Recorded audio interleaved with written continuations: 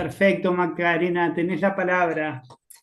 Bueno, buenos días. Estoy mirando acá hay siete participantes. Bueno, muy buenos días. Mi nombre es Macarena Sarrón, soy abogada, me desempeño en el área jurídica de la Secretaría de SENACLAF. Y bueno, vamos a impartir esta capacitación con el colega acá, con el doctor Francisco Muñoz, él se va a presentar ahora. Y la capacitación, como ustedes van a ver, va a ser bien práctica porque pasa por el planteo de un caso en el cual se trabajó a los efectos de exponérselos a ustedes y que bueno, y poder guiarlos en base a este caso en lo que se debe hacer en cuanto a aplicar el procedimiento de debida diligencia del cliente. Así que por mi parte, Francisco, eh, Perfecto, gracias, Macarena. Soy Francisco Muñoz, abogado. Trabajo en la SENACLAF desde el año 2016 en fiscalización. Y bueno, como dijo Macarena, el enfoque que tenemos para la capacitación de hoy es eminentemente práctico. En capacitaciones anteriores hemos dado las mismas, enfocándonos respecto a las obligaciones genéricas que tienen los abogados sujetos obligados. Hemos visto el análisis de riesgo, pero desde un enfoque normativo, haciéndolo bajando la normativa de una forma más entendible para ustedes, de forma más amena, más fácil de entender. Y luego hemos explicado cómo es la debida diligencia, pero en el día de hoy consideramos que iba a ser muy útil ponerles un caso práctico y es la idea para hoy. Por lo tanto, Macarena, te doy la palabra para que puedas exponer el caso. Antes de eso, déjame poner en pantalla el caso para que puedas exponerlo y que todos puedan verlo. yo lo tengo impreso acá igual. Perfecto, pero así lo pueden ver. Macarena, ¿se está viendo el caso? Yo lo veo. No sé si... Perfecto. eh, Sí, se ve perfecto. perfecto. Te doy la palabra, Muy Macarena. bien, bárbaro. Bueno, el caso es el siguiente. Obviamente, de más está decir que es como dice la nota ahí, es un caso completamente ficticio. La operación es la siguiente. Se presenta en su estudio María Teresa Rodríguez Falco, soltera, que le manifiesta su interés en adquirir un bien inmueble ubicado en la calle José Martí 999, Padrón 841 del departamento de Montevideo, por un precio de $200.000. Le explica que la vendedora es Andrea Gómez Ruiz y que la escribana de ella es Ana Claudia Caballero, quien tiene los títulos del inmueble en su poder. Por recomendación de otro cliente suyo, y dado que es uno de los servicios que brinda su escritorio asiduamente, le solicita que, actuando en su nombre y representación, adquiera el inmueble. Literal A del artículo 39 del decreto 379 del 2018. Esto tengan en cuenta que en la parte reglamentaria es lo que incumbe a los abogados en la materia. Al momento de la firma del boleto de reserva, se paga la seña y se entrega a su escribana los títulos para su estudio. Bueno, Ana, sí, sí, Macarena, te escucho. sí. ¿Me escuchás bien? Sí. Ah. Análisis de riesgo de la operación. Cuestiones preliminares. Para realizar el análisis de riesgo de la operación se deberá tener siempre presente lo previsto en el inciso 2 del artículo 17 de la Ley 19.574 y el artículo 13 del decreto 379 del 2018, siendo ambas normas fundamentales para un buen análisis de riesgo de la operación en la que está interviniendo. Yo en este caso lo que voy a hacer, Francisco, es capaz que no leer la normativa, más allá de que la referenciamos, pero sí seguir con Perfecto, la lectura del caso. perfecto. Está. Una vez encuadrado el caso, en el artículo 17 de la ley 19.574 y en el decreto reglamentario, artículo 13, lo que tienen que prestar atención en materia de procedimiento de debida diligencia implica que En virtud de lo dispuesto en el inciso 2 del artículo 17 de la ley 19.574 y con motivo de que usted será el que actúe en nombre y representación de su cliente, la primera pregunta que le tiene que plantear es la siguiente: ¿cómo se va a integrar el precio de la operación en la que intervendrá? Su cliente le manifiesta que el precio de la compra del bien inmueble se abonará de la siguiente manera: $160.000 con dinero que se encuentra depositado en la cuenta número X, cuyo titular es Juan Andrés Mayorano Pérez, por transferencia bancaria, y $40.000 con efectivo que también aporta Juan Andrés Mayorano Pérez. A partir de estos datos, ¿qué valoraciones preliminares usted puede realizar? De acuerdo a lo dispuesto en el inciso 2 del artículo 17 de la 19.574, como el pago del precio de la compraventa se va a realizar en parte por transferencia bancaria y en parte en efectivo, no se estaría en condiciones de aplicar la presunción simple de riesgo bajo prevista en el inciso 2 del artículo 17 de la ley 19.574, y como consecuencia de ello poder aplicar un procedimiento de debida diligencia simplificada.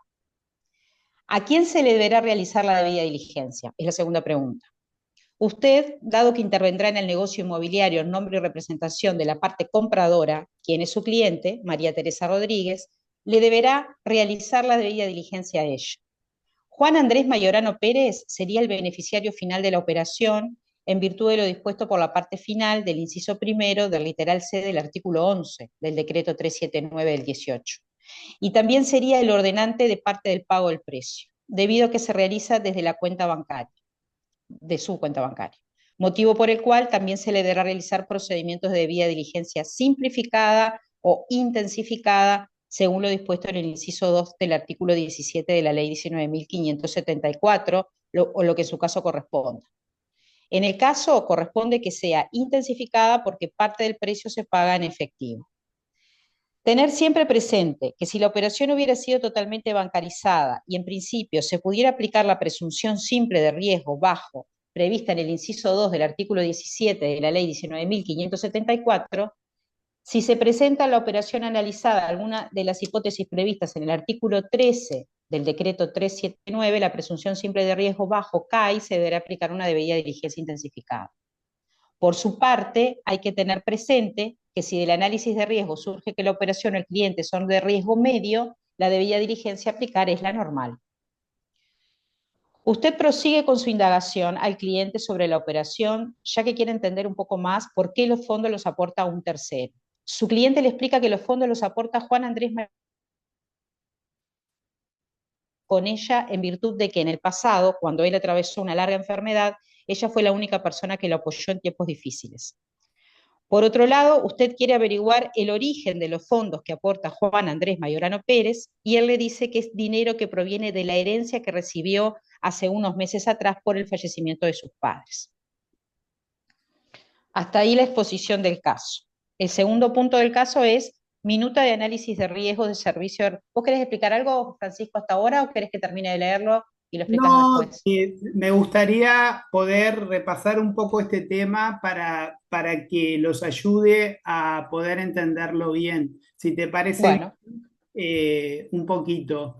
Con el tema del análisis de riesgo, es muy importante que ustedes tengan bien claro dos normas, como ya lo expresó Macarena, que son el artículo 17, inciso 2 de la ley 19.574 y el artículo 13 del decreto 379-018. ¿Por qué es tan importante el artículo 17, inciso segundo? Porque ahí se establece que si la transferencia es por medio de pagos electrónicos, tales como transferencias bancarias, si el pago se hiciera todo a través de una transferencia bancaria, estaríamos en principio, podríamos suponer que hay un riesgo bajo, hay una presunción simple de riesgo bajo. Por eso es tan importante hacer esta pregunta al cliente prácticamente al principio, porque para el análisis de riesgo, si toda la operación fuera bancarizada, ustedes tienen en principio una presunción simple de riesgo bajo. Y después, ¿qué es lo que tienen que hacer?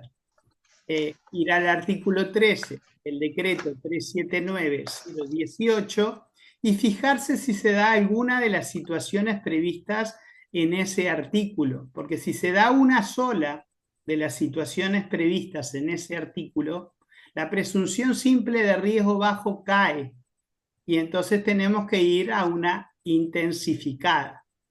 Entonces, en este caso concreto que les pusimos, ya directamente de la pregunta que le hacíamos a la clienta, llegamos a la conclusión que la presunción simple de riesgo bajo del artículo 17, inciso segundo de la ley, no se da.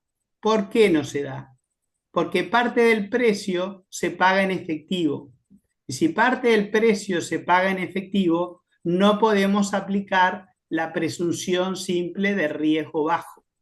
Y por lo tanto, habrá que ver si hay algunos otros elementos.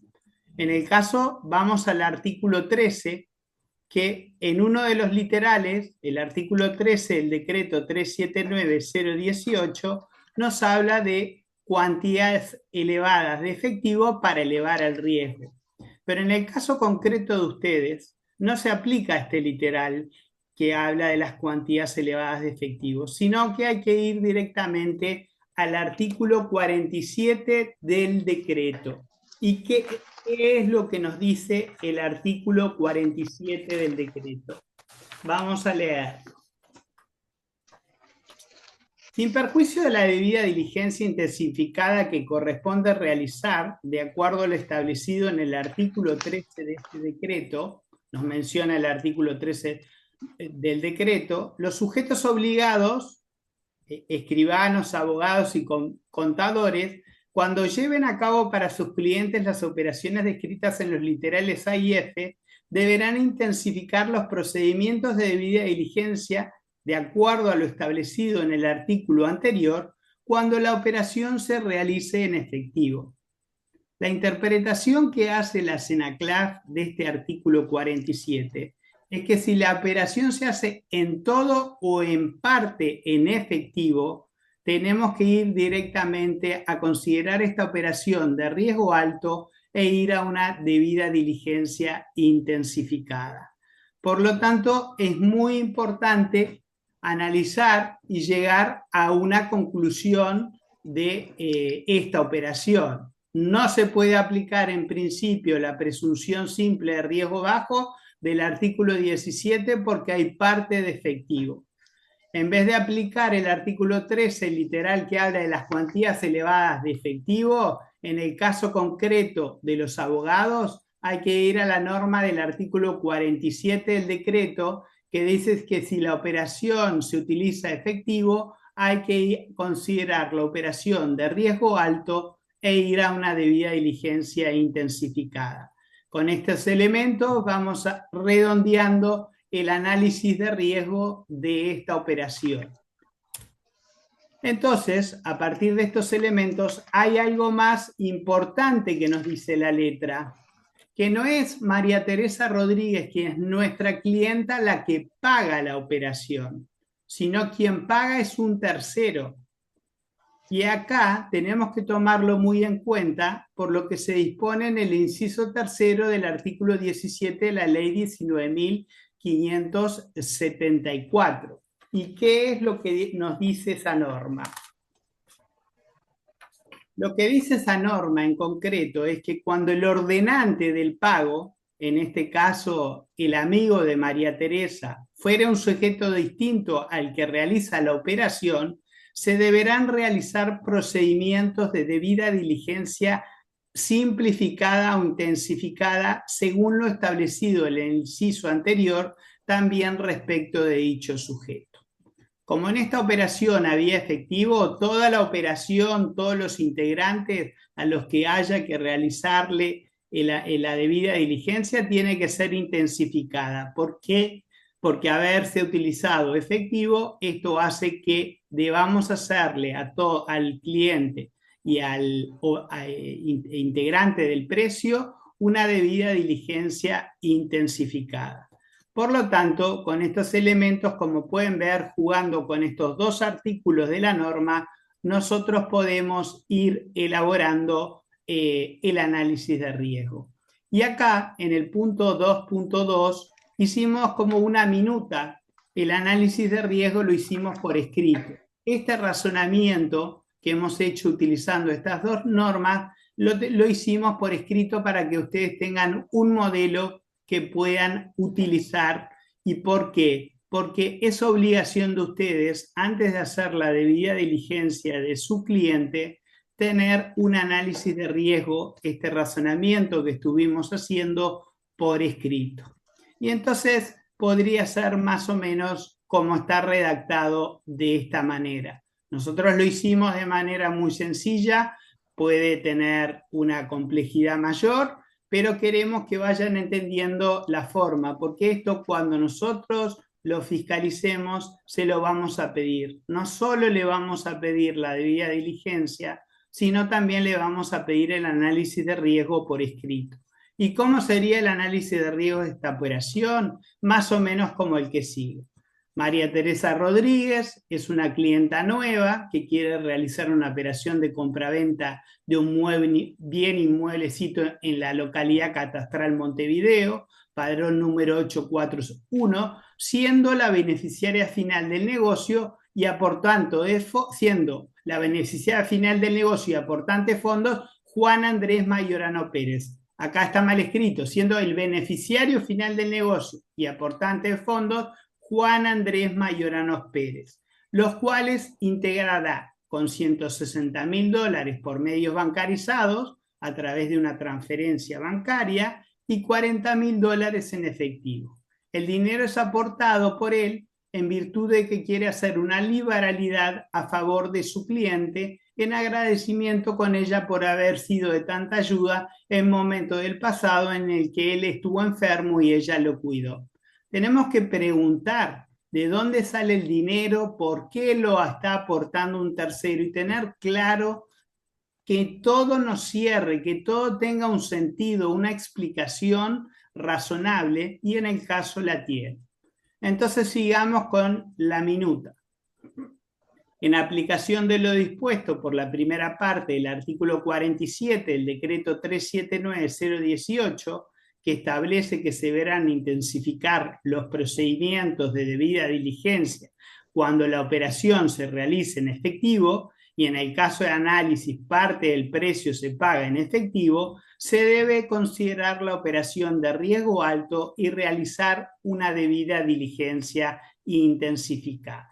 En virtud del análisis de riesgo realizado, puede concluirse que estamos en presencia de una operación de riesgo alto y se deberá realizar un procedimiento de debida diligencia intensificado atento a las características particulares de la operación en su conjunto.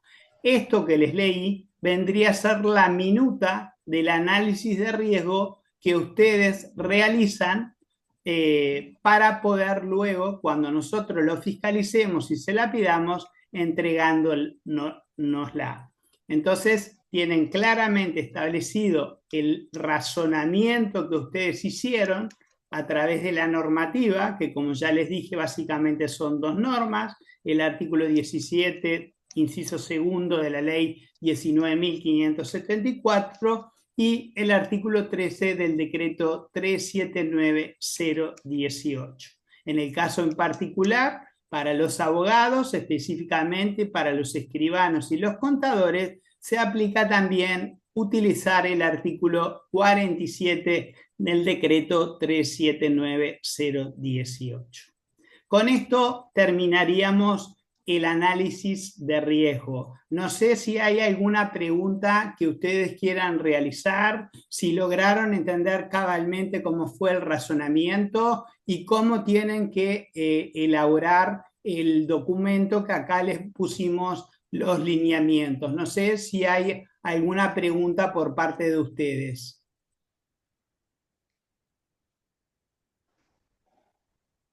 No hay ninguna pregunta, Macarena, no hay ninguna pregunta en el chat. No, no estoy mirando el chat, pero no, no hay. Buen día, disculpa una pregunta. Sí. ¿Qué otra, una variación de este caso? Nos dice que va a ser todo bancarizado, pero llegado el momento, el escribano pide que parte sea en efectivo para pagar los impuestos. nosotros hicimos una evaluación de riesgo bajo porque encuadraba en el artículo 13 del... La pregunta es, en ese caso, ¿tenemos que intensificar a último momento o con el estudio que nosotros hicimos alcanza? Porque el cambio fue introducido por la parte compradora, vendedora, perdón.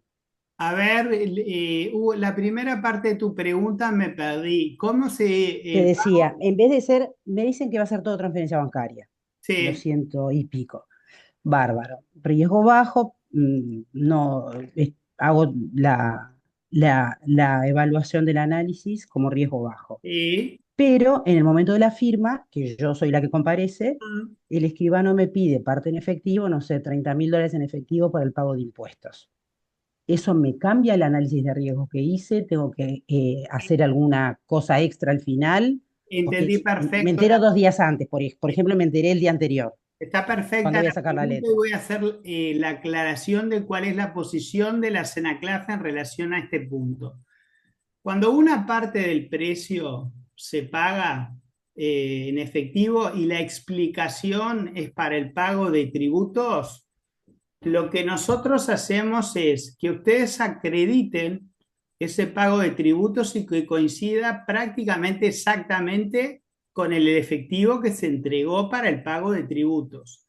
Si pasa eso, estamos como aceptándolo, aunque no es lo ideal, pero lo damos por bueno, pero tiene que coincidir. Tú dijiste en una operación de $200.000 como es esta, $30.000 puede ser que me parezca excesivo, no lo tengo muy claro, pero digamos, si Pensando en el IRPF, que el IRPF a fuera el veces es pago del desorbitante. IRPF y coincidiera exactamente, nosotros no lo observamos, pero no es lo ideal. Nosotros lo que pretendemos es que el precio esté integrado para que se aplique la presunción del artículo 17 íntegramente como transferencia bancaria a otro medio de pago electrónico o similares establecidos en el artículo 17 para poder aplicar esta presunción simple. Y si hay efectivo, nosotros, salvo esta excepción que te expliqué y con este criterio muy restrictivo, consideramos que si no se cumple cabalmente con la norma, vamos a solicitar una intensificada y vamos a ver si el abogado que intervino en este caso, estamos viendo el abogado, o el escribano, en su caso, si el sujeto obligado es un escribano, se utilizó, aplicó correctamente la norma. No sé, Jimena, si fui cabalmente claro con mi explicación. Perfecto, perfecto. Es Gracias. importante porque esta es una pregunta que genera muchas dudas en relación a si las señas, si nosotros somos muy estrictos. En principio recomendamos que no se den estas situaciones, que el precio íntegramente sea pagado por transferencia y lo otro se soluciona por otro lado, el tema del pago de los tributos. Eso es lo que recomendamos, pero si se da esta situación, la única excepción que en este momento estamos aceptando es que coincida el efectivo con el pago de los tributos y tiene que ser acreditado con la documentación presentada ante la DGI que acredite el pago. ¿Hay alguna otra pregunta? Hay una pregunta, alguien estaba preguntando si esta versión estará disponible también. Sí, sí, sí. Por Esta versión, las capacitaciones se van a dar durante esta semana con un caso práctico para los distintos sujetos obligados, para los distintos sectores, y va a quedar grabado y va a quedar en la página de Senaclaf a disposición. En esta semana se van a dar 13 capacitaciones con 13 casos diferentes para los distintos sectores y después en el mes de enero, por eso no antes, porque hay mucho trabajo de revisión para revisar de que todo haya quedado perfectamente bien. Se subirá en el mes de enero, en el correr del mes de enero y cuando se suba se les comunicará a los correos que tenemos de ustedes o a través de sus agremiaciones. De la manera trataremos de que les llegue el conocimiento de que se encuentran las capacitaciones todas subidas a la página web de la CENACLAF. ¿Hay alguna otra pregunta antes de continuar? No, acá en el chat no. Entonces, Estaba esa. vamos a suponer Seguimos. de que nos han entendido porque es muy importante este tema del análisis de riesgo. Les digo por qué es muy importante, porque sobre todo en los procedimientos de fiscalización, cuando nosotros pedimos el análisis de riesgo y la debida diligencia de las operaciones que seleccionamos, el porcentaje de análisis de riesgo que me llegan es de menos del 10%. Es decir, que se comete un error grave cuando no se hace el análisis de riesgo.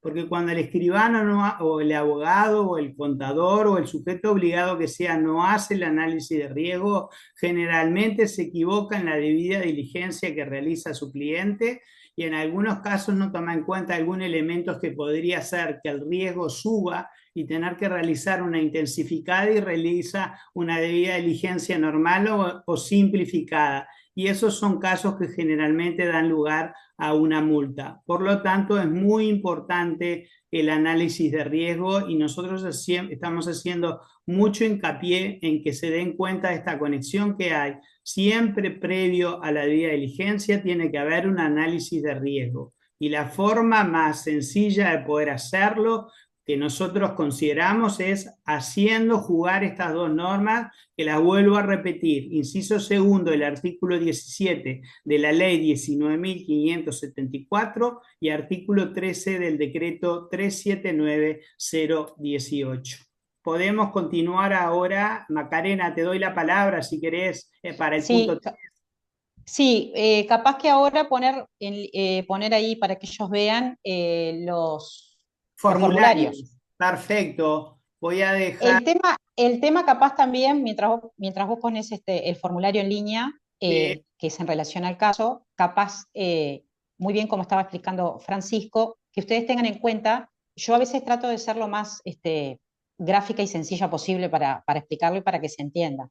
El análisis por escrito, el análisis de riesgo por escrito, que es importante y es fundamental, implica un razonamiento de parte de ustedes como sujetos obligados, ¿tá? En este caso, bueno, el cliente les está pidiendo que actúen en nombre y representación de él en una operación.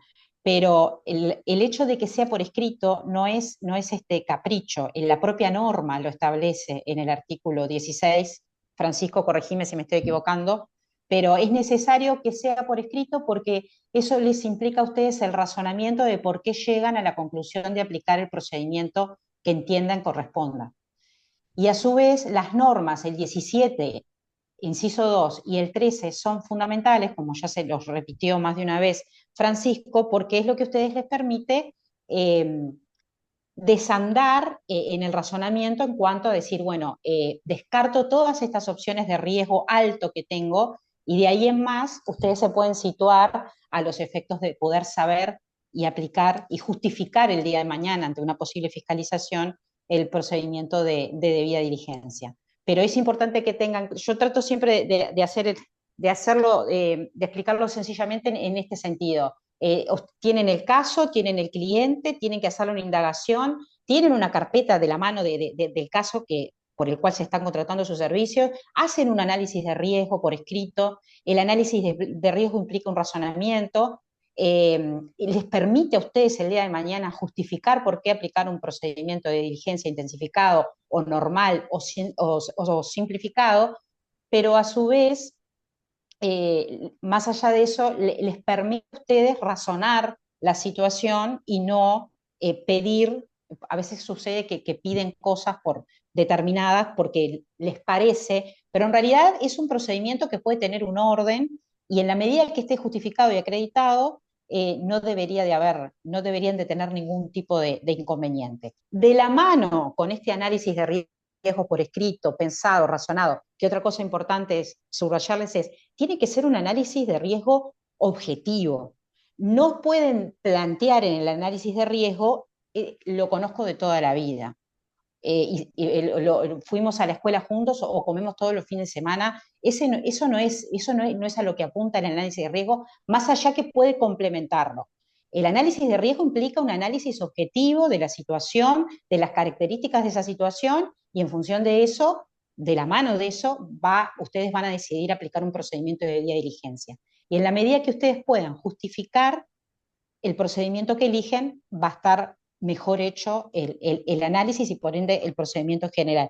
No sé si fui clara, pero trato de ser lo más sencilla en explicarlo porque nos encontramos con situaciones en las cuales, y no es de exclusividad del sector abogados, es de varios sectores en donde no se plantea, por ahí lo plantean por escrito el análisis de riesgo, que son los casos menores, como lo explicó Francisco, pero a veces no está bien entendido, no se comprende lo que es un análisis de riesgo, o se entiende que pasa por un conocimiento personal y de confianza con la persona, que no es a lo que apunta ese razonamiento. Pero bueno, una vez que tenemos el análisis de riesgo por escrito e hicimos ese razonamiento, nosotros lo que tenemos y lo que ponemos a disposición en la página web de Senaclaf para que le interese verlo, ya hace mucho tiempo que nosotros tenemos formularios de debida diligencia para cada tipo de procedimiento a aplicar, ya sea simplificado, intensificado o normal, ya sea de que se trate de persona física, el cliente, o eventualmente de una persona jurídica. Entonces contamos con estos formularios no son obligatorios, pero son una guía que para ustedes les puede ser muy práctica, les puede ser de utilidad, y como todo formulario lo que tiene es, recaba todos los datos que cada procedimiento de debida diligencia necesita recabar. Entonces, ahí, no sé si Francisco tú lo vas a ir pasando, ahí van a encontrar, por ejemplo, en este caso, en el caso que tenemos a María Teresa Rodríguez Falco, que es la clienta, y tenemos un formulario por Juan Andrés Mayorano Pérez. ¿Por qué hacemos dos formularios? Hacemos dos formularios porque viene de la mano del caso. Tenemos a la clienta que fue a solicitar nuestros servicios como abogados y que actuemos en nombre y representación de ellos. Entonces, vamos a llenar los datos de la persona física, María Teresa Rodríguez Falco, fecha y lugar de nacimiento, documento de identidad, domicilio, estado civil. Bueno, eventualmente pueden llenar el cónyuge, no, pero acá lo importante es recabar los datos del cliente, tener los datos del cliente, poder acreditarlos, o sea, poner en el formulario, porque es importante que ustedes cuando estén llenando este formulario le digan, bueno, ¿usted actúa a nombre propio o a nombre de un tercero? Porque es una pregunta que se debería de comprender o sobreentender. ¿Actúa a nombre propio o actúa a nombre de un tercero? Bueno, en este caso, el cliente, en el caso que estamos manejando, lo que había dicho era que actuaba a nombre propio, más allá de la particularidad de que había un tercero por quien vamos a llenar un segundo formulario, que es el aportante de fondos, por la justificación o el motivo que nos esté dando. Pero si ustedes siguen con el formulario de la clienta María Teresa, van a ver que, bueno, tenemos un punto 1, datos de la persona física, un punto 2, si actúa a nombre propio o actúa a nombre de un tercero. Obviamente, el formulario establece que si actúa a nombre de un tercero, hay que llenar determinados datos también, no es el caso que estamos manejando. Después es importante el punto 3 del formulario, y fíjense en que cada formulario tiene la anotación debajo en cuanto a qué artículo se está haciendo referencia de la norma. Eso es importante como guía también para ustedes. El punto 3 habla del beneficiario final. Tenemos que saber y preguntarle al cliente si eso no es el beneficiario final de la operación, ¿tá?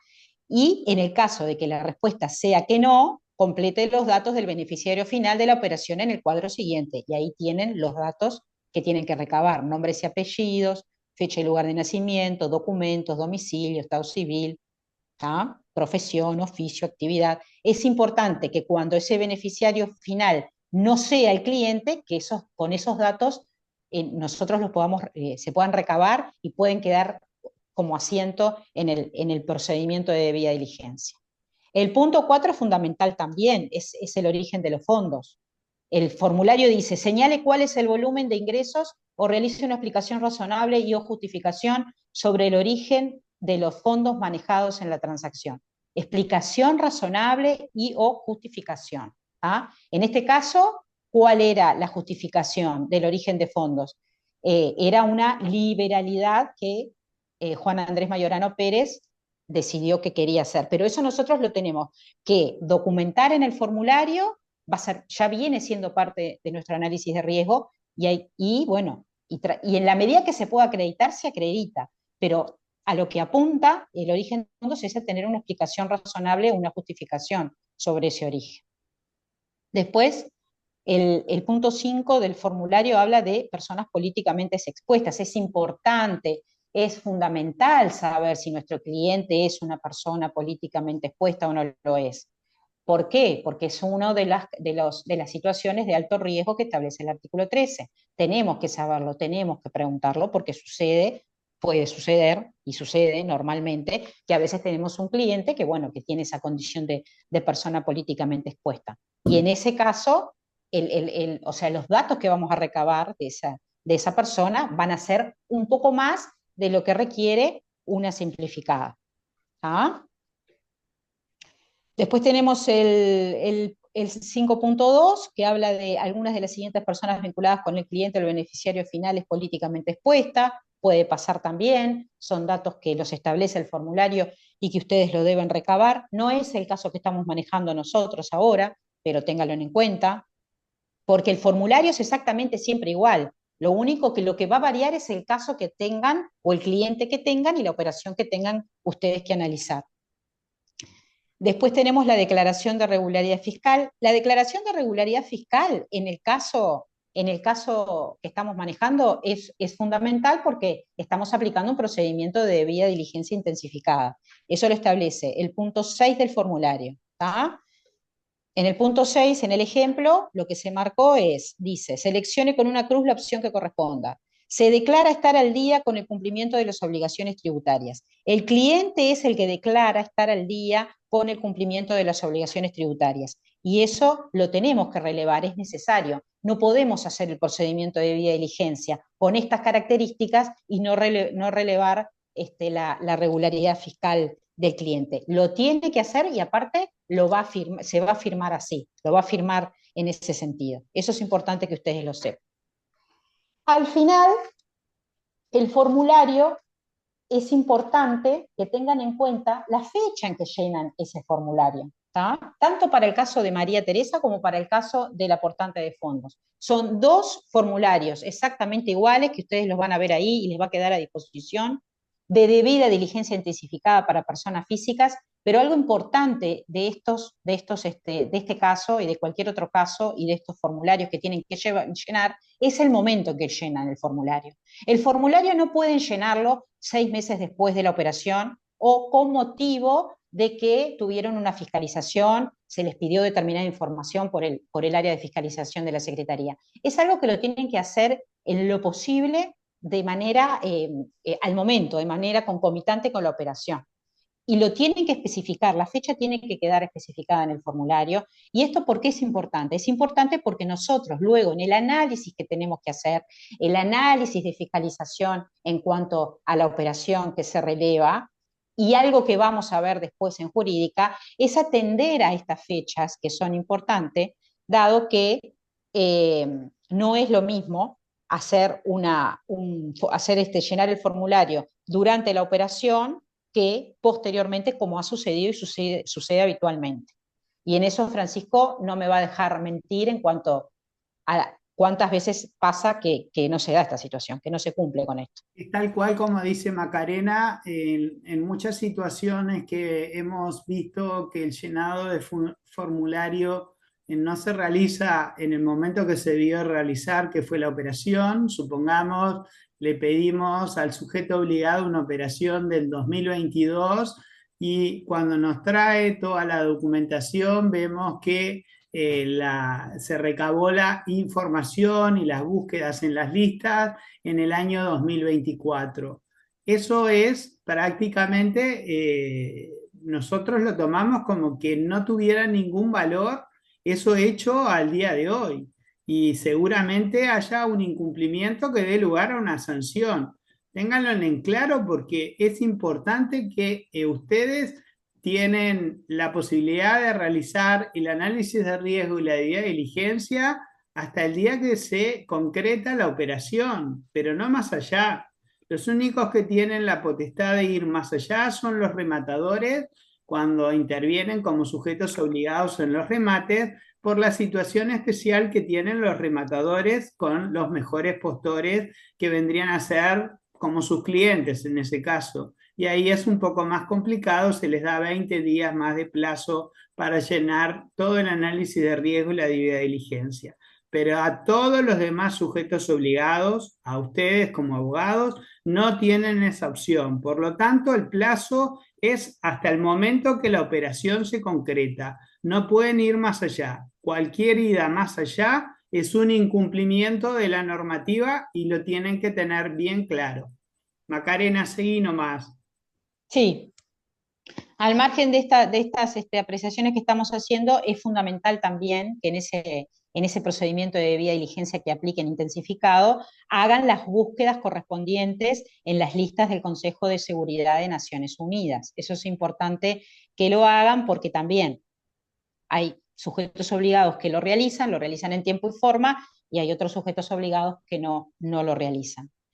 Es importante que hagan ese tipo de búsquedas, ¿tá? Igual que la búsqueda de antecedentes. Yo estoy siguiendo el formulario. Todo esto que yo estoy diciendo está en el formulario. Lista del Consejo de Seguridad de Naciones Unidas, tienen que hacer esa búsqueda porque sí, por las dudas. Y la búsqueda de antecedentes, ¿tá? La búsqueda de antecedentes que se realizan en Google o en la lista PEP, sepan que la lista PEP nosotros la tenemos a disposición de los sujetos obligados en la página web. Es un documento que se actualiza mensualmente, que se nutre de la información que nos dan los distintos organismos, que nos hacen llegar la información de quiénes son las personas que tienen esa calidad. Pero es importante que ustedes lo retengan y que sepan que la idea del formulario es guiarlos de acuerdo al procedimiento de debida inteligencia en lo que le van a tener que requerir al cliente. Entonces teníamos listas, búsqueda en lista del Consejo de Seguridad de Naciones Unidas, búsqueda de los antecedentes del cliente y, bueno, seleccione las operaciones que correspondan. Si se verifica la identidad del cliente, que en este caso sí, si se verifica la identidad del representante no es el caso, y si se verifica la identidad del beneficiario final también, básicamente. Este formulario de debida diligencia intensificada para la clienta es exactamente igual para el aportante de los fondos, que en este caso era Juan Andrés Mayorán. ¿Ah? Básicamente se recaba la misma información y toda va a formar parte del proceso de debida diligencia y ustedes lo tienen que tener a mano, a disposición, en el caso de que les sea requerido, básicamente. Entonces, repasando, más allá de los datos para un procedimiento simplificado de diligencia, tengan en cuenta que para los casos intensificados necesitamos identificar al cliente, ¿tá?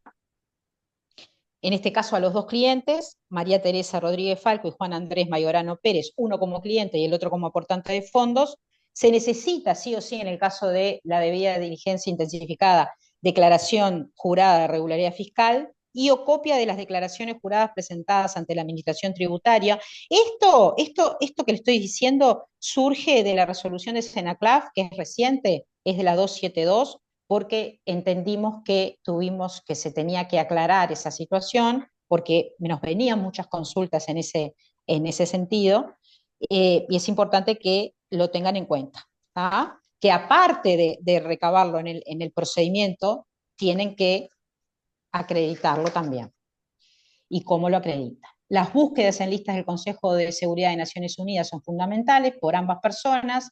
Las búsquedas en fuentes públicas o privadas, Google y lista PEP también ya lo dijimos. Les comentamos que las búsquedas tienen que ser también al momento en que se hace la operación, ¿tá? O durante el desarrollo de la operación, no puede ser de forma posterior. El origen de los fondos utilizados en la operación y sus circunstancias con justificación documental es fundamental, ¿tá? Porque acá no tenemos una clienta que viene y nos dice tengo el dinero bancarizado y es la forma en cómo yo voy a integrar el precio en el inmueble que me interesa que usted adquiera en mi nombre y representación. No, acá tenemos un tercero. Entonces tenemos que lograr tener una mínima justificación documental de esa situación. Macarena, Sí, Macarena, una pregunta. ¿Tú ahora estás diciendo la documentación anexa? sí, estoy exactamente. Porque lo que quiero hacer es dejar de compartir acá e ir al formulario para que ellos puedan ver cómo anotar Bueno, en el documento todo esto que tú estás diciendo para que además dale. escucharlo lo puedan ver. Un minuto, por favor. Bueno, Dejo de compartir el formulario y vuelvo a compartir el documento en donde esto que Macarena está diciendo está totalmente está ahí. acá. Está acá, como pueden ver en el 3.1, documentación agregar personas físicas para el caso de aplicar un procedimiento de debida diligencia intensificada. Llenado el formulario, ustedes tienen que ver del formulario qué es lo que tienen que acreditar, porque no alcanza únicamente llenar el formulario, ya que el formulario ni siquiera es obligatorio, solo es un medio que ustedes tienen para evitarse de cometer errores al dejar de preguntar algunas preguntas que de acuerdo a la normativa son fundamentales. Entonces acá, por ejemplo, tienen la fotocopia de los documentos de identidad de María Teresa Rodríguez y Juan Andrés Mayorano, le piden las fotocopias del documento. En cuanto a la declaración de regularidad fiscal, ya Macarena lo explicó, hay 4 opciones. La opción más fácil es hacerle llenar que cumplen con la regularidad fiscal por declaración jurada, pero la normativa establece 4 opciones diferentes, pero es válido que ustedes le hagan firmar la declaración de regularidad fiscal y se lo hagan firmar. En el formulario eso está y nosotros lo tomamos como válido. Después están otras 3 opciones que pueden agregar el certificado común de la DGI, que lo establece la resolución de Senaclas 272-2024, también un documento de los que le llevan la parte de liquidación tributaria, los asesores tributarios. Es decir, la normativa establece 4 opciones para la regularidad fiscal. La más sencilla es hacerle firmar la declaración jurada en el propio formulario y eso lo damos como válido porque la normativa establece como válido eso. Acá están las búsquedas de las listas del Consejo de Seguridad de Naciones Unidas que ya Macarena lo dijo, tanto por María Teresa Rodríguez en su calidad de clienta, como de Juan Andrés Mayorano Pérez, que es el aportante de fondos, las búsquedas en fuentes públicas o privadas, nosotros utilizamos Google, Google no es la única que pueden utilizar, es la más común, pero no es la única. También por María Teresa Rodríguez Falco y Juan Andrés Mayorano. Y también está la búsqueda en lista PEP elaborada por la CNCLAF. ¿Por qué tenemos que utilizar la lista PEP en este caso? Porque estamos hablando de personas que son nacionales o ciudadanos legales uruguayos. Porque si fueran los clientes extranjeros, no se les tiene que hacer la lista PEP de CNCLAF, que únicamente está dirigida a personas uruguayas, sean ciudadanos naturales o legales. Por lo tanto, ténganlo en claro eso, porque si el cliente es extranjero, no tiene sentido hacer búsqueda PEP. Entonces ustedes me podrían preguntar, bueno, ¿y qué hago con el tema PEP si es un extranjero? Si es un extranjero, realicen la búsqueda por Google, que si te es una persona PEP de algún otro país, generalmente en la primera o segunda página de Google eso aparezca. Además de hacerle específicamente la pregunta y que la persona le pregunte, les conteste. Es decir, usted o algún familiar cercano, asociado, es una persona políticamente expuesta de su país de origen y ustedes lo anotan en el formulario. Y después le realizan la fuente en Google, por ejemplo, para tratar de confirmar esa información. Porque para un extranjero la lista PEP no les va a servir porque es una lista únicamente para personas uruguayas.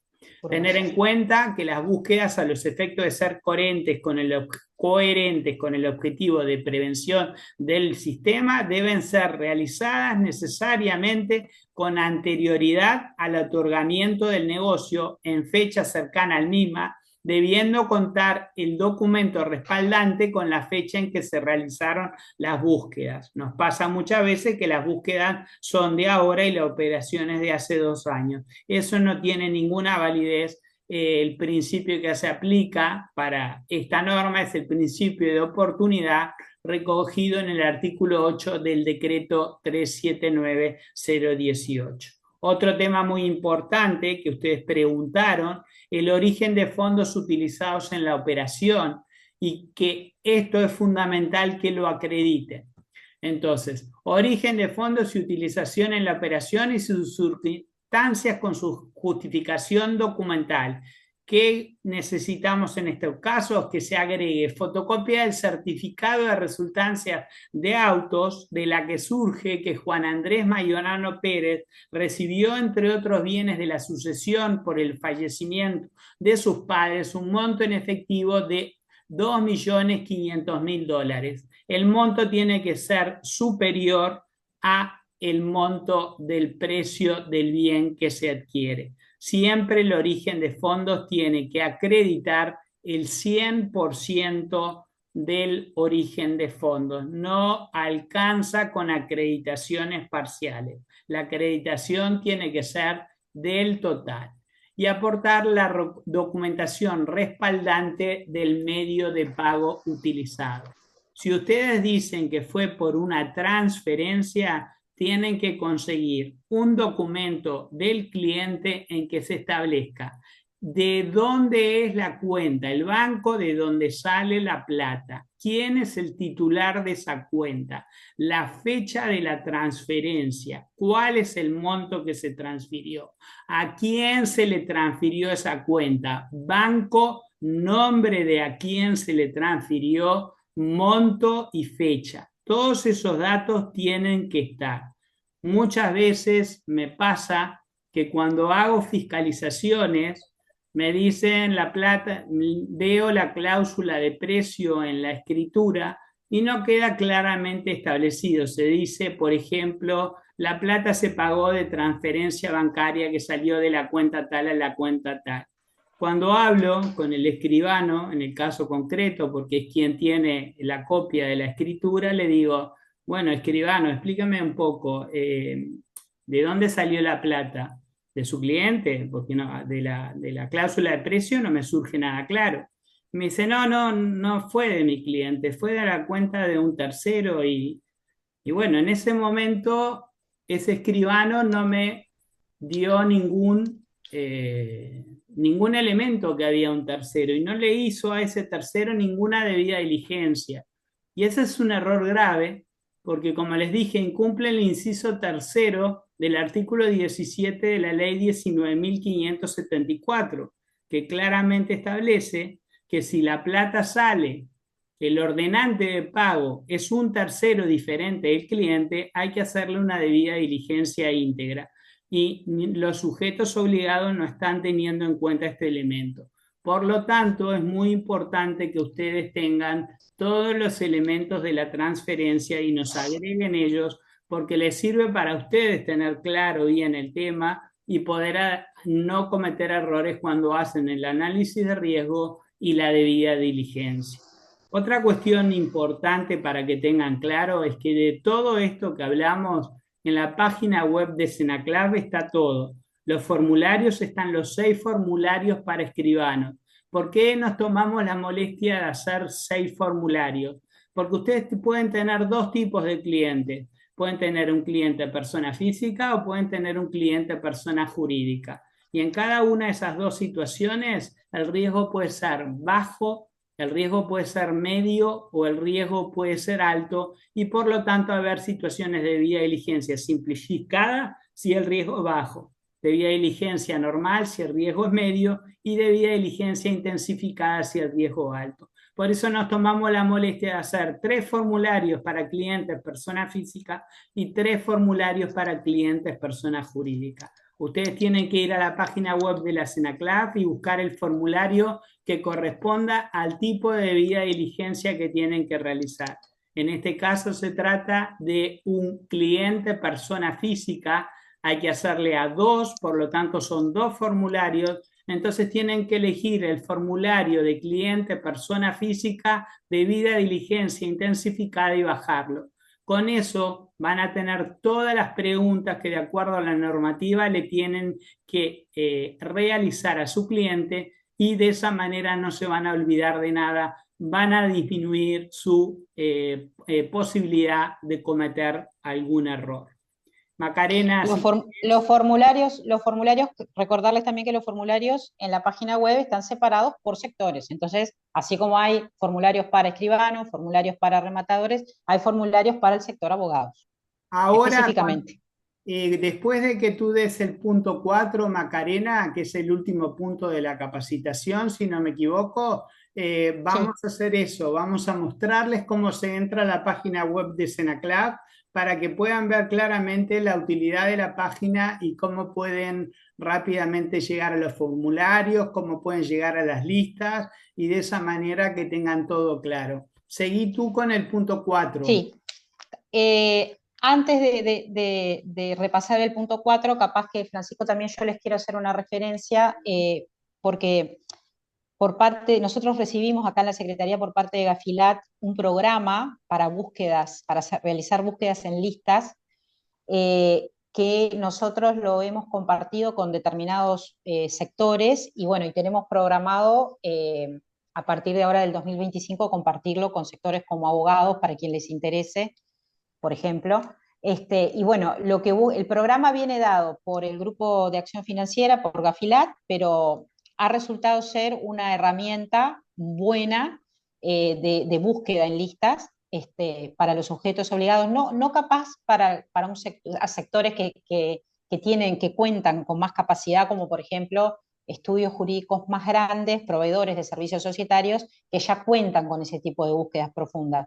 Pero sí hemos notado que a otro tipo de sujetos obligados, que puede que no tengan ese tipo de herramientas, nosotros en algún momento, así como lo hicimos con organizaciones sin fines de lucro y proveedores de servicios societarios, lo vamos a hacer eventualmente con el sector abogados también. Entonces, en algún momento les va a llegar una invitación porque los vamos a poner sobre antecedentes. No es obligatorio y a aquel a que le interese puede contar con una herramienta de búsquedas en listas que puede ser de mucha utilidad. Eso era a modo de aviso.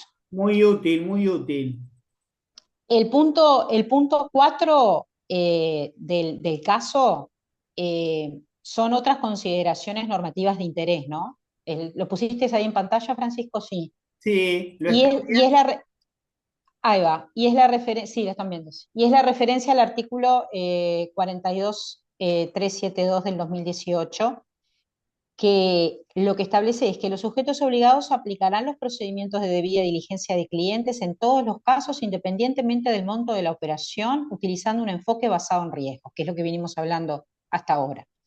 En caso de omisión o negativa de los intervinientes en la operación a proporcionar la información requerida para cumplir con los procedimientos de debida diligencia establecidos en la reglamentación, cosa que puede suceder y ha sucedido, el sujeto obligado no establecerá una relación de negocios ni ejecutará la operación de que se trate, procediendo a considerar la pertinencia de realizar un reporte de operación sospechosa ante la Unidad de Información y Análisis Financiero del Banco Central del Uruguay, que tienen que saber que es anónimo, para que sepan en el caso de que lo tengan eventualmente que hacer.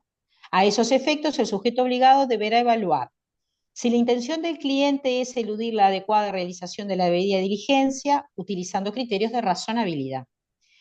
En el supuesto que considere que existe dicha intención, estará obligado a reportar la operación como sospechosa ante la UIAF. Eso es de acuerdo al artículo 12 de la ley integral, que establece la obligación para todos los sujetos obligados, para los financieros y para los no financieros.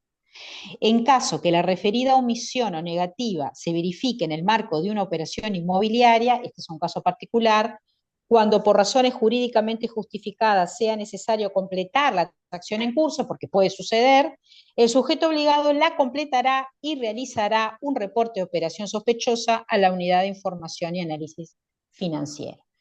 Esta es una norma complementaria del análisis que venimos haciendo del caso y son situaciones en las cuales que puede suceder, pero la tienen que tener en cuenta eventualmente por si se encuentran en esa situación, básicamente. No sé Bueno, si hay no sé si hay sí, alguna pregunta. Hola, sí. Están escucha. todos callados la boca. Ah, Sí, yo tengo una pregunta, pero es respecto al tema de las búsquedas. Sí, Em, Ustedes, como bien mencionaron, o sea, uno tiene que hacer las búsquedas de PEPS y el Consejo de Naciones Unidas, que son listas que considero un poco más objetivas porque está el nombre o no está el nombre.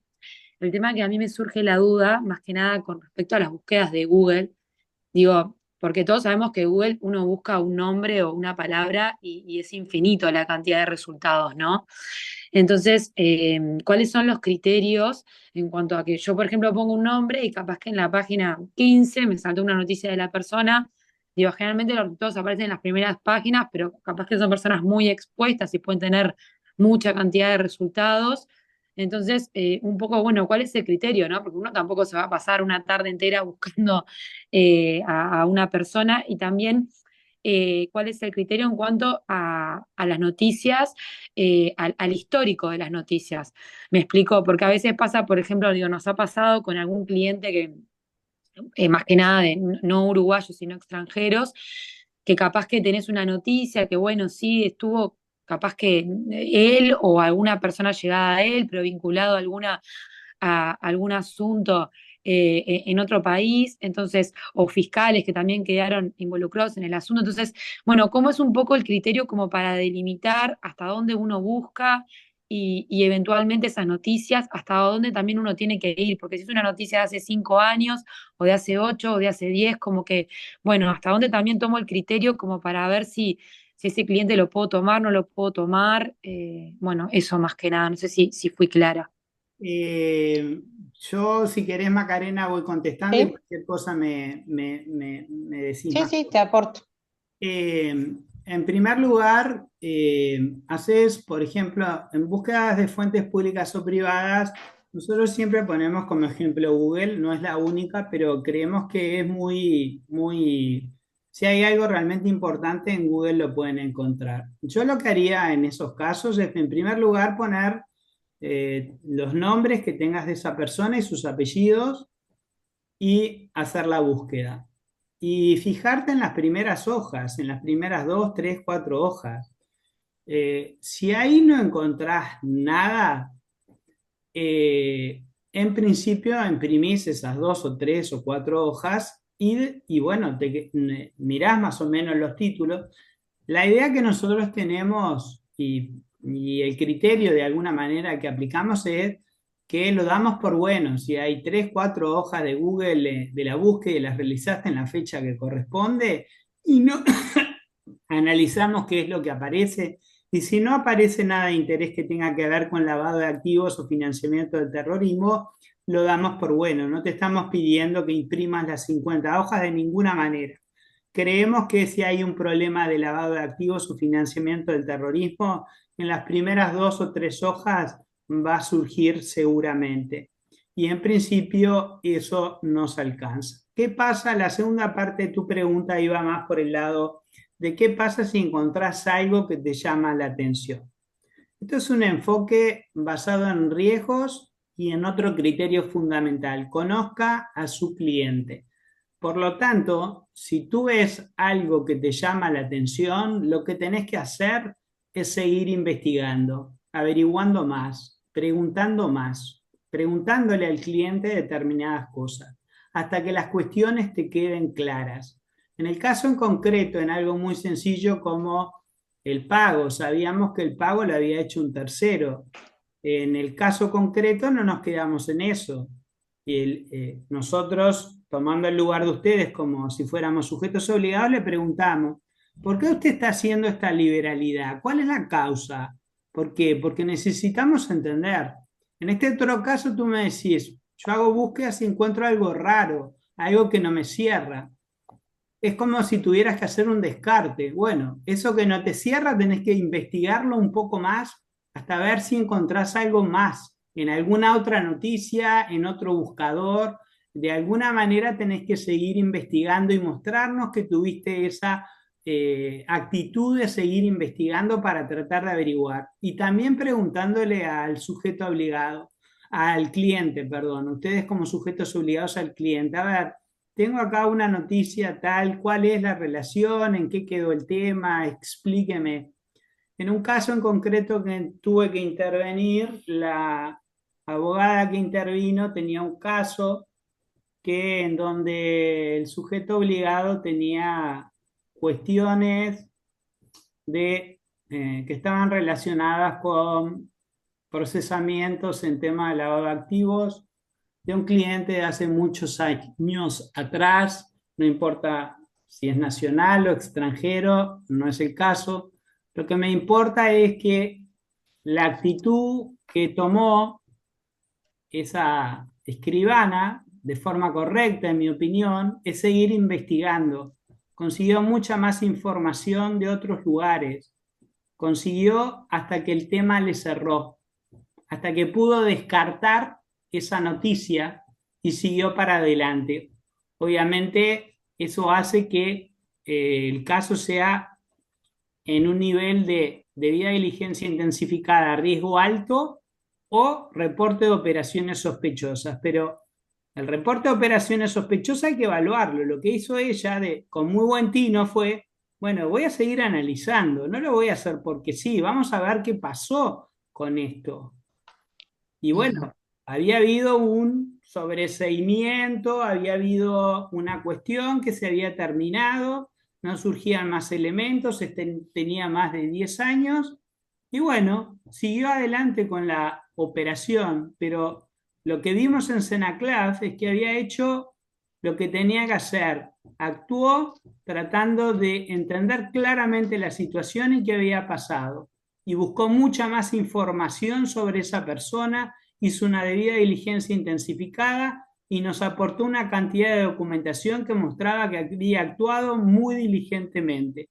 Y eso es lo que a nosotros nos importa y los criterios que utilizamos para analizar estas situaciones. Espero haberte sido de ayuda. Sí, no, y respecto al tiempo que yo les comentaba, digo, la noticia, por ejemplo, si fuera de 5 años, ¿yo tengo que seguir investigando o se considera que ya es una noticia que tiene sus años y que la causa, digo, si esa persona fue procesada o absuelta o lo que sea, yo ya puedo quedarme con esa noticia? O sea, ¿cuál es el criterio en cuanto al tiempo? No hay un criterio estricto. Si tú encontrás una noticia de ese calibre que tenga que ver con procesamientos en tema, tú tenés que seguir averiguando hasta el momento de darte cuenta que esa situación se terminó y la persona salió totalmente libre de esa situación y que después no surge ninguna otra información que te vincule. No hay un criterio estricto. Lo único que te podría decir es que tenés que aplicar la debida diligencia del buen padre de familia. Tenés que en una situación así conseguir mucha más información de la situación, preguntarle muchas más cosas al cliente hasta que tú puedas descartar y no quedarte con ninguna sospecha de que hay un cabo suelto. Son criterios, no hay una regla estricta. Es como el criterio del buen padre de familia. Así tenés que actuar tú en una situación así. No sé, Macarena, si tenés algo más para aportar en esto. Claro, lo que pasa es que son, en realidad, es como estaba diciendo Francisco, son casos puntuales, el análisis hay que hacerlo y ahí la información que uno pueda sacar en Google y pueda ir descartando es el cliente que va a proporcionar la información de la operación y de cómo se va a hacer la operación, y eso es lo que te va a dar la pauta. Entonces, todos los casos son distintos. No hay un criterio en ese aspecto eh, fijado por la Secretaría. Sí, es como les decía Francisco, sí poder nosotros, o sea, desde fiscalización poder notar y advertir que, bueno, que se fue diligente en cuanto a recabar esa información y a descartar todos los casos posibles, pero sin lugar a dudas, en el caso puntual que tú nos estás planteando, un, un, un colaborador, por decirlo de alguna manera, en cuanto a que tú te encuentres en situación de descartar la situación o sea, descartarla en el sentido de decir, bueno, a ver, yo acá puedo aplicar un procedimiento simplificado, lo amerita la situación o en realidad estoy teniendo, la información que estoy recabando me está dando la pauta de que hay alguna alerta a la cual yo le tengo que prestar atención. Ahí de quien se va a tener a quien se le va a tener que pedir la información es al sujeto obligado, y el sujeto obligado no puede andar con ambigüedades, ¿no? Claramente. Tiene que O sea, tiene que ser claro en cuanto a la información que se le va a proporcionar y en cuanto a lo que va a responder. Entonces, se va a estar caso a caso y va a ser muy puntual ese relacionamiento personal con el cliente y la información que él pueda brindar. No sé si nos explicamos, si estamos siendo claros, porque sabemos que es una situación que puede tornarse ambigua. Por eso existen normas como, por ejemplo, el artículo 42. Y por eso a veces hay que evaluar eventualmente la presentación de un reporte de operación sospechosa ante la UIAF. Pero pudiendo descartar esas situaciones y obteniendo la información que se precisa para el procedimiento de parte del cliente, en ese sentido, y pudiendo justificarlo ante una eventual fiscalización, podrías estar tranquila de que hiciste todo lo posible para poder aplicar un correcto procedimiento. No sé si fuimos claros, porque en Ok, esos casos son todos diferentes. sí, no, y a veces también es complejo porque a veces cuando son extranjeros, que son causas que ni siquiera están en el país, es Claro. difícil acceder, porque bueno, no puedes acceder a expedientes, es como muy complejo a veces también la búsqueda y el análisis de la información que uno más que nada seguía por noticias de prensa y demás que a veces carecen o le falta como esa exactitud de dar la información en términos más bien jurídicos. Entonces, bueno, más que nada eso, con clientes extranjeros que se puede complejizar a veces un poco esas búsquedas que uno Sí, hace, en pero ese rol de investigador. cuando tenés un cliente extranjero y tenés esas búsquedas, lo que tenés que hacer es confrontar al cliente con esa búsqueda que haces. Mira, tengo esto, explícamelo.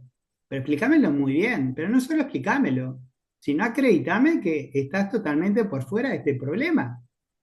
¿Me explico? Sí, totalmente. No, en el caso que me pasó directamente, opté por no tomarlo. Dije, no me voy a meter en este problema y listo, Pero Claro. porque bueno, también eran noticias viejas de hace muchos años, digo, ya tenían sus años, qué sé yo, la verdad que era de Argentina y preferí es no meterme en ese mundo.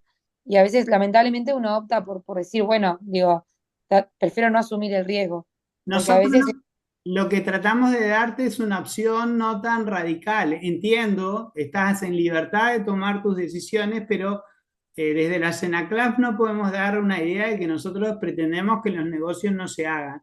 Lo que No, pretendemos no, es que los no, negocios totalmente, se entiendo. hagan, no podemos decir otra cosa, pero que ustedes cumplan estrictamente con la normativa. En una situación como esta, tú tenés que profundizar la información hasta que no te quede ningún cabo suelto. Si te queda un cabo suelto, entonces es un reporte de operaciones sospechosas y no hay vuelta. O sea, no te podés quedar con ninguna duda y le tenés que pedir toda la información que levante esa observación que tenés.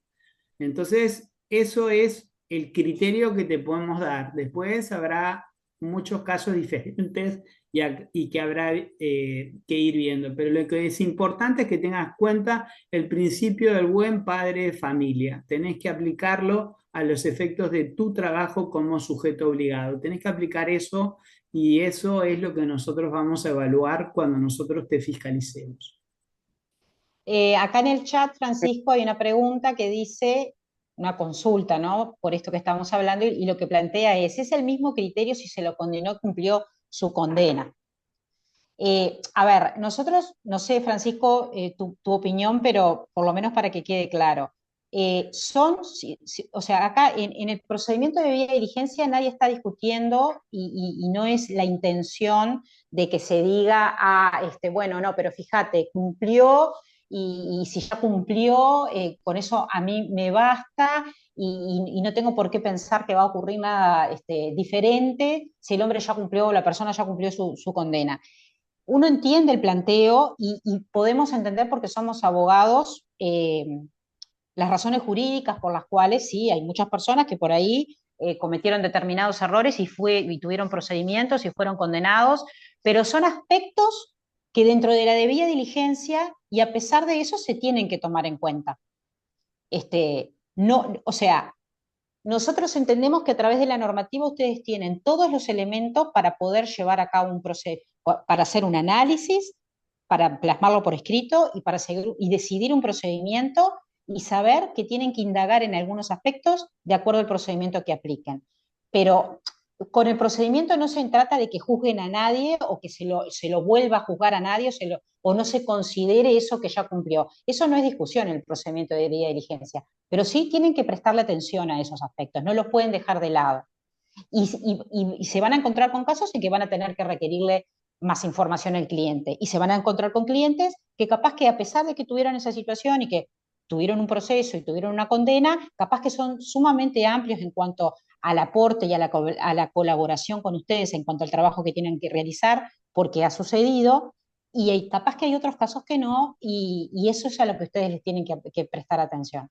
Pero en el procedimiento de debida diligencia no es que nosotros pretendamos que ustedes juzguen a nadie o que no hagan negocios, no, pero que sí indaguen y descarten determinadas situaciones que a ustedes les permita sentirse tranquilos con el procedimiento de diligencia que vayan a hacer y cierren la carpeta del procedimiento y digan, bueno, esto lo voy a dejar guardado acá por el tiempo que lo tengo que tener guardado y si Senaclaf me lo pide y me fiscaliza, tengo los elementos para poder justificar por qué se hizo esta operación. No estamos diciendo con esto que sea fácil, pero entendemos que hoy por hoy, más allá de que la normativa siempre se puede mejorar y hay que mejorarla en un montón de aspectos, tienen las herramientas como para indagar con el cliente y poder cerrar su procedimiento de diligencia de la mejor manera, justificando lo que tengan que justificar. Y como estamos entre abogados, eso creo yo y entiendo yo que lo entendemos bien. Si nosotros tenemos determinada información del cliente y podemos eventualmente ser fiscalizados, bueno, tener los documentos que justifiquen el por qué tomamos determinada decisión para aplicar un procedimiento y que sea razonable, básicamente. ¿Sí? ¿Se contestó?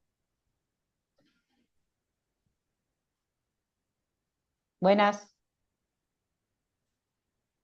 Bueno, Macarena, lo que quería hacer ahora, si te parece, es mostrarles la página de Senaclaf para que vean dónde están las cosas más importantes. Bueno, así dale. esto les puede servir mucho.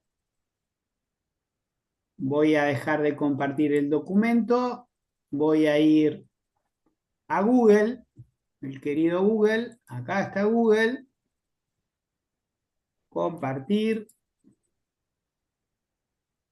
Bueno, acá estamos en Google, todos se están viendo. Quiero ir a la página de Senaclaf, porque necesito todo este tema. Pongo Senaclaf y acá busco dónde está la página de Senaclaf. Acá está, Secretaría Nacional para la Lucha contra el Lavado de Activos. Entro, cliqueo y acá pueden ver la página principal de la Senaclaf. ¿Qué es lo que me interesa? Nosotros estamos queriendo información de los sujetos obligados para ustedes, porque es útil para ustedes. Cliqueo sujetos obligados. Como pueden ver acá, tienen el registro de actualización de sujetos obligados al que ustedes se tienen que inscribir, el domicilio electrónico para el que no hizo el trámite. Acá las consultas que hicieron ahora, cuando les surja alguna consulta, la pueden hacer por acá.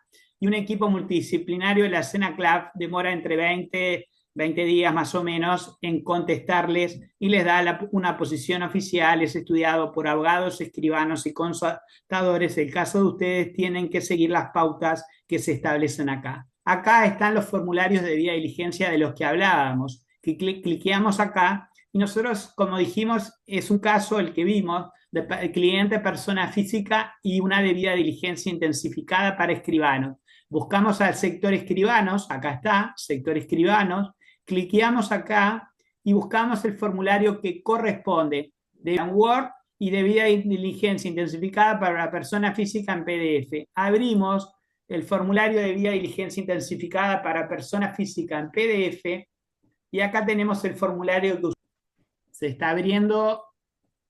Acá se abrió. Y acá este formulario, como tienen que hacer dos formularios íntegros, imprimen 2 veces este formulario y de esa manera tienen el formulario les va a servir para hacer la debida diligencia sin cometer errores. Acuérdense que antes tienen que haber hecho el análisis de riesgo por escrito. Bueno, con esto, más o menos, consideramos que hemos dado los elementos del caso en concreto. Todo esto se va a subir y no sé si hay alguna pregunta final que quieran hacernos, bienvenida sea. Y si han podido entender lo que hemos tratado de transmitirles, no sé, estamos para escuchar si hay algo que ustedes quieran decir. Bueno, aparentemente, Agradecerles y fue muy claro todo lo que explicaron y las soluciones que nos dieron a los casos planteados. me alegra escucharte. Como ya les dije, en enero vamos a subir todo esto para que sea de uso, para que lo puedan volver a escuchar. Y lo único que tienen que hacer para casos que no sean iguales a estos, aplicar una analogía de cómo resolvimos este caso para que puedan tener bien claro cuáles son las normas fundamentales. Como consejo, tienen que tener siempre a mano el decreto 379018. De ese decreto es fundamental la parte general y el capítulo específico para abogados, que está junto con contadores y escribanos. Es el documento que, si me preguntan a mí, es el más importante que tienen que tener en su mesa. En segundo lugar, obviamente, la ley 19.574. Lo que pasa es que el decreto tiene mucho más detallado cómo se tiene que hacer el análisis de riesgo y la debida diligencia. Por lo tanto, les recomiendo tener el decreto 379018 siempre a mano, fundamentalmente los dos capítulos que le dije, el capítulo general y el capítulo específico para abogados. De mi parte es todo. Muchas gracias por habernos escuchado. Macarena, te doy la palabra. Sí, y ante cualquier duda siempre tengan en cuenta que tenemos consultas que evacuamos a través de la Secretaría. Recibimos muchas consultas, entonces hay un margen de días como para poder ir respondiéndolas, pero bueno, sepan que es una herramienta que la tienen a disposición. Nosotros siempre agradecidos que ante las convocatorias eh, podamos tener estas instancias y bueno, siempre en pos de poder eh, ayudarlos y colaborarles en esta temática. Estamos, de mi parte, en lo personal, muchas gracias a todos. Muchas gracias. Hasta luego.